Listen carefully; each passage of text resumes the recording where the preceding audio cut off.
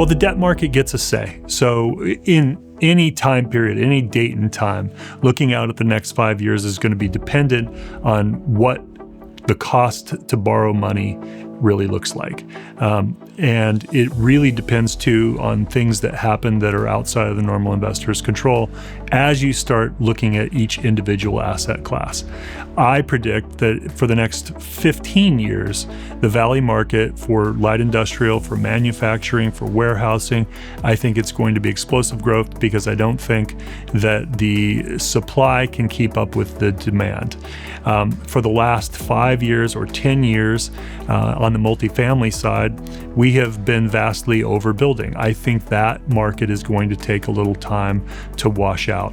On retail is always solid. As the community continues to expand to its northern and southern and western boundaries, I think there are going to be some tremendous plays in retail that come to the market.